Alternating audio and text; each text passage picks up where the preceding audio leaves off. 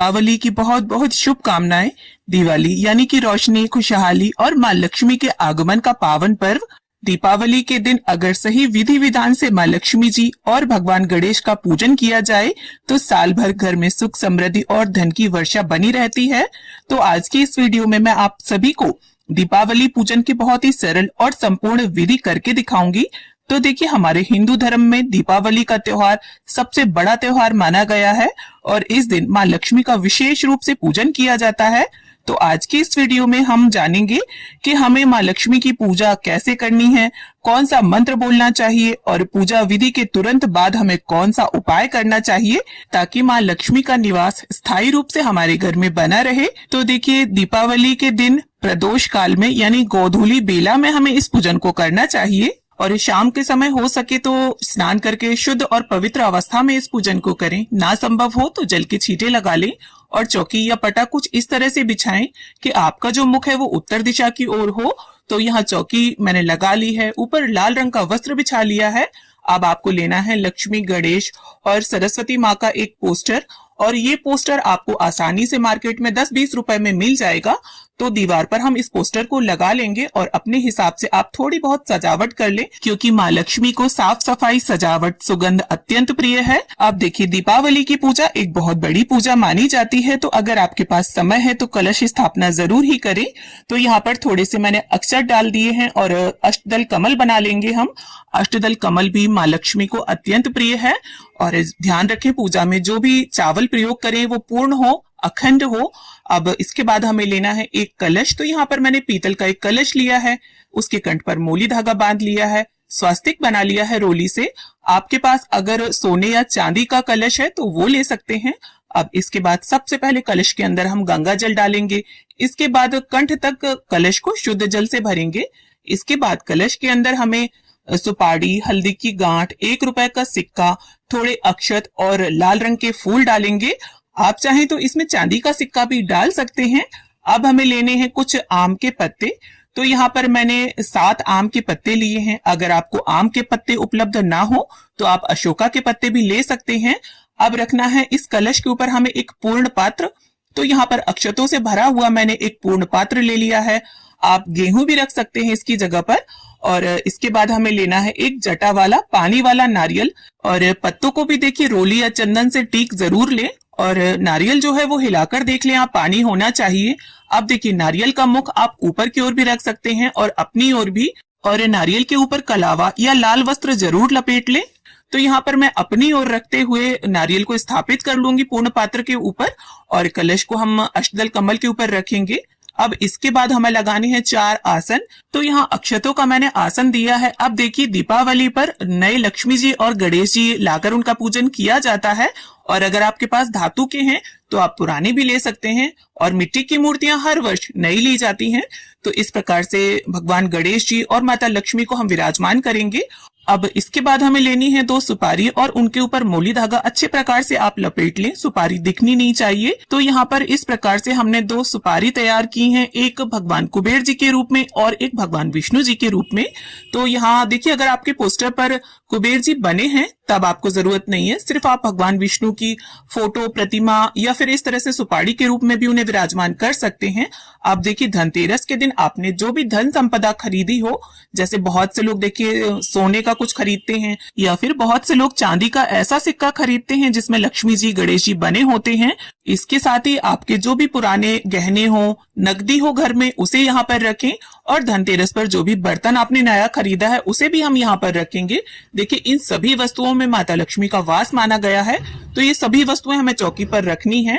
अब देखिए, थोड़े से अक्षतों का आसन लगाकर हम यहाँ पर लक्ष्मी दीपक यानी एक अखंड दीपक प्रज्वलित करेंगे। तो आपको थोड़ा बड़ा सा दिया लेना है और ऐसा दिया आपको लेना है जो पूरी रात्रि जलता रहे। तो इस प्रकार से अब हम लक्ष्मी दीपक प्रज्वलित कर लेंगे।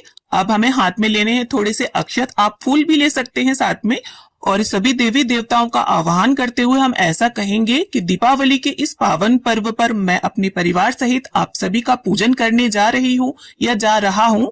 तो कृपया यहाँ आकर हमारी पूजा अर्चना को स्वीकार करें और ऐसा बोलकर हमने जो हाथ में अक्षत लिए हैं वो सभी के चरणों में छोड़ देंगे। अब इसके बाद गंगा जल और फूल की सहायता से स्नान के भाव से हम सभी को छींटा देंगे।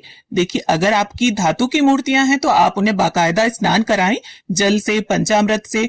और स्नान के बाद जिस तरह से वस्त्र पहने जाते हैं वैसे ही प्रथम पूज्य गणपति जी को वस्त्र के भाव से कलावा और जनेऊ समर्पित करेंगे। माँ लक्ष्मी को यहाँ पर लाल रंग की चुनरी में उड़ा दूंगी। अब भगवान कुबेर जी, विष्णु भगवान सभी को हम वस्त्र के भाव से कलावा और जनेऊ समर्पित करेंगे। इसके बाद सभी को हमें रोली या चंदन से टीका करना है। देखिए, माँ लक्ष्मी के पूजन में हो सके तो अधिक से अधिक आप लाल वस्तुओं का उपयोग करें। तो यहाँ पर आप कुमकुम से भी तिलक सभी को कर सकते हैं। अब तिलक के बाद जिस तरह से टीके पर चावल लगाते हैं ना, वैसे ही हम सभी को अक्षत अर्पित करेंगे।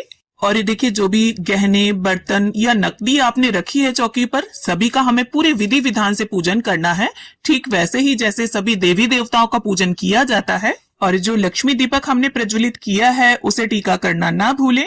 और ये जैसा कि मैंने बताया कि माँ लक्ष्मी जी को सुगंध अति प्रिय है, तो इस प्रकार से हम सभी को इत्र समर्पित करेंगे। माँ लक्ष्मी की जब भी आप पूजा करें, इत्र उन्हें जरूर अर्पित करें। अब देखिए, दीपावली के दिन माँ लक्ष्मी को कमल का फूल विशेष रूप से समर्पित किया जाता है। और इस दिन फूल वालों के पास आसानी से आपको ये मिल जाएगा। अगर ना मिले तो इसकी जगह पर आप लाल गुलाब भी अर्पित कर सकते हैं। तो यहाँ पर गणपति जी को मैं लाल गुलाब अर्पित करूंगी और माँ लक्ष्मी को कमल का फूल। और इसके साथ ही जो भी फूल हो आपके पास, वो भगवान कुबेर जी, विष्णु भगवान और लक्ष्मी दीपक, साथ ही कलश देव, सभी को हम अर्पित करेंगे। अब देखिए, लक्ष्मी पूजन में दीपावली के दिन माता लक्ष्मी को कुछ वस्तुएं विशेष रूप से अर्पित की जाती हैं जो उन्हें अत्यंत प्रिय हैं, जिनमें देखिए पीली कौड़ी, कमल गट्टा और गोमती चक्र, ये आपको लेने हैं और आपको पूजा पाठ की दुकान पर आसानी से ये मिल जाएंगे और ज्यादा महंगे भी नहीं होते हैं। तो इस तरह से 5-5 की संख्या में मैंने ये वस्तुएं माता लक्ष्मी को अर्पित कर दी हैं। अब इनका भी हमें पूजन करना है, जल के छींटे लगाने हैं और रोली चंदन से आप इन पर टीका करिए। अब देखिए, भोग के स्वरूप में खील बताशा दिवाली पर जरूर अर्पित किया जाता है। तो यहाँ पर मैंने खील, खिलौने और बताशे लिए हैं और इन खीलों की वर्षा भी की जाती है। तो इस तरह से सभी के ऊपर हमें इनकी वर्षा करनी है।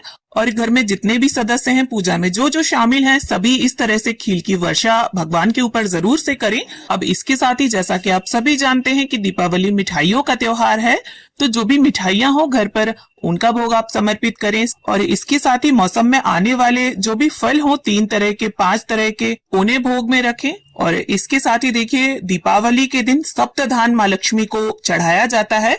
तो कोई भी आप 7 साबुत अनाज ले लें। तो यहाँ पर मैंने चावल, गेहूं, जौ, काले उड़द, साबुत धनिया, साबुत मसूर और चना लिया है। तो आप कोई भी 7 तरह के अनाज लेकर समर्पित करें माँ लक्ष्मी को। इसके साथ ही माँ लक्ष्मी को कुछ श्रृंगार का सामान हम अर्पित करेंगे। तो आप 1-2 की संख्या में या 16 श्रृंगार भी अर्पित कर सकते हैं। अब देखिए, दीपावली के दिन पूरे घर में रोशनी होनी चाहिए, जिससे माँ लक्ष्मी का जब भी आगमन हो उन्हें कहीं भी अंधेरा दिखाई ना दे। तो आपको इस तरह से देखिए दिए लेने हैं। आप मिट्टी के दिए ले सकते हैं, आटे के दिए बना सकते हैं, कैंडल्स जला सकते हैं। कुल मिलाकर घर में रोशनी होनी चाहिए। तो यहाँ देखिए, सरसों का तेल के दिए जलाए जाते हैं।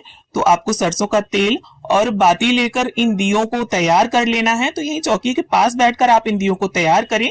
अब देखिए, भोग स्वरूप सभी वस्तुएं अर्पित करने के बाद एक पान के पत्ते के ऊपर जो भी आपने भोग अर्पित किया है, वो सभी थोड़ा थोड़ा रखकर इस प्रकार से माँ लक्ष्मी को अर्पित करें। और आप चाहें तो मीठा पान भी अर्पित कर सकते हैं। माँ लक्ष्मी को पान अत्यंत प्रिय है। अब इसके साथ ही अपनी शक्ति और सामर्थ्य के अनुसार कुछ दक्षिणा निकाल करके रखें।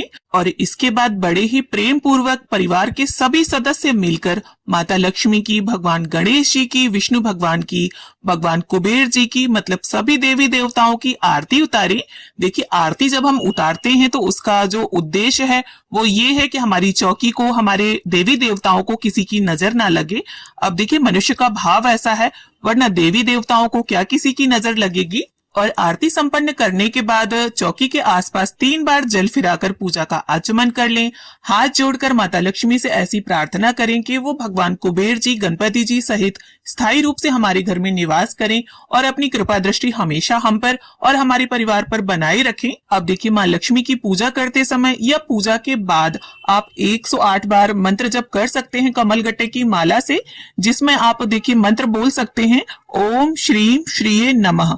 काफी छोटा मंत्र है, कम समय में आप इसको पूर्ण कर लेंगे। और उपाय भी मैं आपको बता देती हूँ। दीपावली की रात्रि में ये जो लक्ष्मी दीपक हम प्रज्वलित करके रखते हैं, इसके ऊपर आपको एक चम्मच तिरछी करके रख देनी है।